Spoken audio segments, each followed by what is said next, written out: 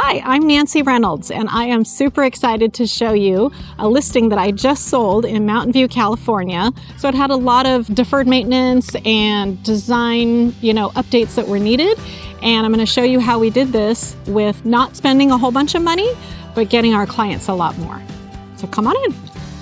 So out here, we had a lot of overgrown vegetation. There was no design to it. And basically the answer there is to just pull all that out, open everything up so you could really see the house, get rid of the weeds, that kind of stuff, trim down the hedges, and just, like I said, open it up and make it look really cute from the street.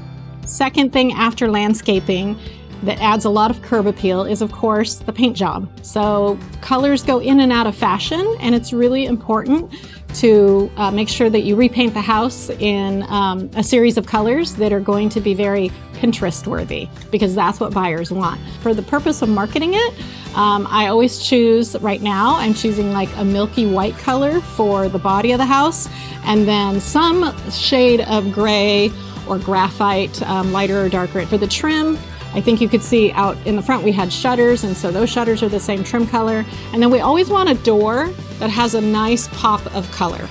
Also, we always like to change all of the exterior lighting. These are small things. These lights don't cost very much money. I think there's maybe 6 on this property.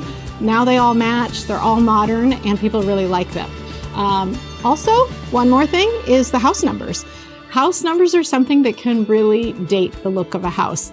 These are very trending right now, and so that's what we're putting on everything. Again, very, very low cost, a few dollars for a handyman to put it up, and all of a sudden, you're competing with brand new houses. Well, welcome to this cute little Mountain View home. This is a 3-bedroom, 1-bath house. The biggest thing was the flooring. We had carpet that was probably at least 20 or so years old. And originally we were going to just put in an inexpensive brand new carpet. It would be clean, it would be new, it would be fashionable, and not very expensive, right? As we pulled up the carpet, we discovered that there was actually hardwood floor. So we decided to spend a little bit more money and have those hardwood floors sanded and refinished. Coming on into the kitchen, new light fixtures throughout, coordinated with the light fixtures that we put on the outside. Everything has a very cohesive design so that when a buyer walks through, their experience is that this is a completely finished, updated house. Now, the kitchen. This is always such a focal point for every buyer, right? They say that the kitchen is the #1 room that sells a house. We have a small kitchen. We were not going to tear out walls and put in new cabinetry and all that. 1, it takes too much time, and 2, it costs a lot more money. But what can we do quickly and inexpensively? We can change out counters. This used to have some kind of Formica counter. Again, probably original with the house from the 50s. We put in quartz counters. Just a nice white with some silver speckles. Paint job. These are the original cabinets, and when I first saw this house, they were black and they had cute old copper handles, but just not fashionable today. So we painted them all a nice, milky white color. We put on handles, they're acrylic with oil rubbed bronze, that, and new appliances, and it looks like you have a brand new kitchen. One area that I think is so critical is lighting. What do you do in these hallways and these auxiliary rooms? Maybe you don't want to spend, more money on an actual light fixture. Maybe the ceiling height is too low that you can't really put up something, that's like what we call a semi-flush mount or a chandelier style.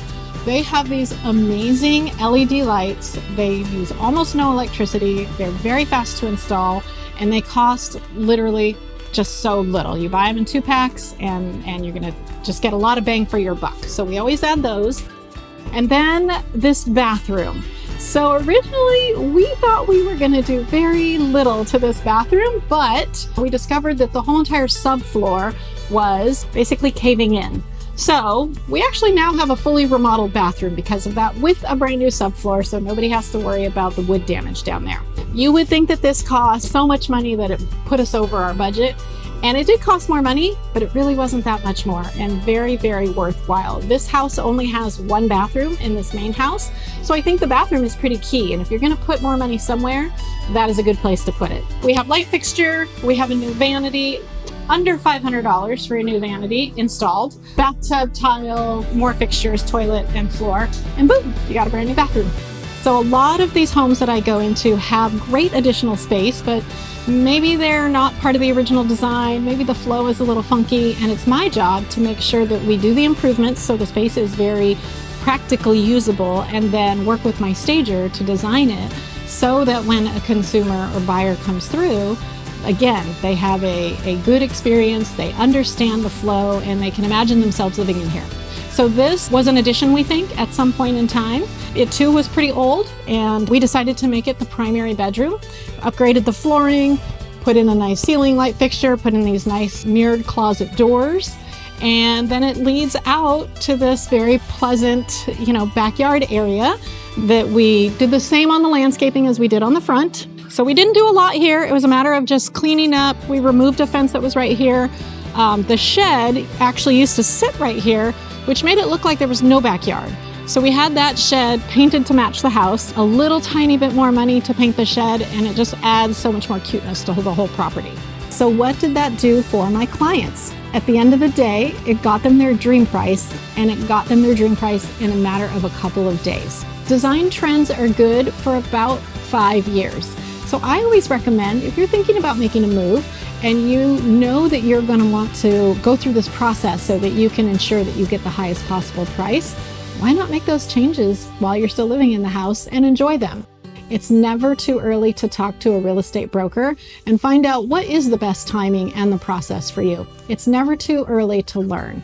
So if you have any questions, feel free to reach out to me.